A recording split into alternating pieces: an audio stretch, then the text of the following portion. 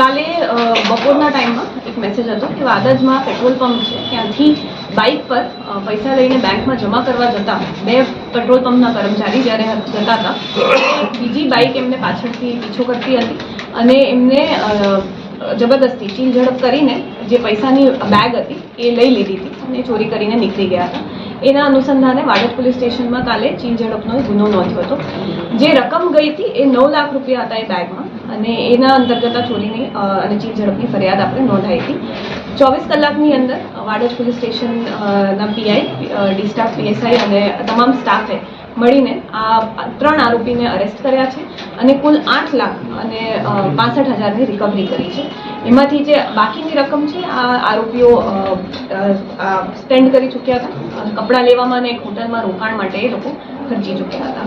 એમાં મુખ્ય 3 આરોપી છે. એમાં એક હેમેન્દ્ર સિંહ સોલંકી છે જે આસિસ્ટન્ટ મેનેજર હતો એજ પેટ્રોલ પંપમાં અને એ બાઇક ચાલક જે ફરિયાદી છે એની પાછળ બેઠો હતો. આ પૈસાની થેલી એને પકડી રાખી હતી તો એનું પણ ઇન્વોલ્વમેન્ટ હતું અને એના સાથે 2 અગાઉના એમ્પ્લોય જે હાલ રજા પર હતા પેટ્રોલ પંપમાં એમાં સિદ્ધરાજસિંહ વાઘેલા અને રોહિત યાદવ એ 2 આરોપી હતા જે આ ત્રણેયની સંડોવણી હતી અને એ લોકોએ આખી પ્લાનિંગ કરી હતી.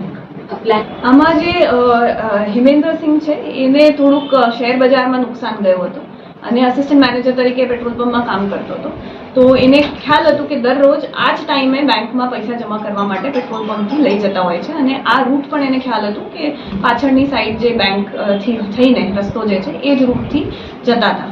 એટલે કાલના દિવસમાં એ પોતે પણ બાઇક પર હાજર હતો અને એને જ આ 2 બીજા એમ્પ્લોઈઝ જે હતા એમને ટીપ આપી હતી અને પછી આ રીતે એ લોકોએ આખું પ્લાનિંગ કરીને કાવતરું કર્યું હતું. કેટલા સમય પ્રાથમિક દ્રષ્ટિએ થોડાક દિવસોથી આની પ્લાનિંગ ચાલતી હતી અને ઓલરેડી એમને ખ્યાલ જ હતું ટાઈમિંગ ને બધું અને કયા બેંકમાં જાય છે, કયું રૂટ લે છે.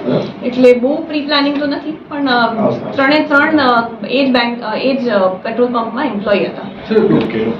તો જે વાડજ પોલીસ સ્ટેશનના પીઆઈ છે જોશી, પીએસઆઈ છે રાઠોડ અને એમના તમામ ડી સ્ટાફે આમાં પહેલાં તો સૌપ્રથમ પેટ્રોલ પંપના તમામ સ્ટાફની પૂછપરછ કરી અને એમાંથી થોડુંક હિન્ટ મળ્યું હતું કે આ રીતે આ ભાઈનું થોડુંક લોસ થયું છે અને અગાઉ એ જ જાહેરાત કરતા હતા.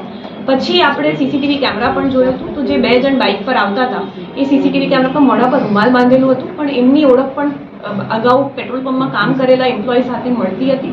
તો એ ડિરેક્શનમાં થોડુંક તપાસ કરતા આ આખું ખબર પડી હતી તપાસ.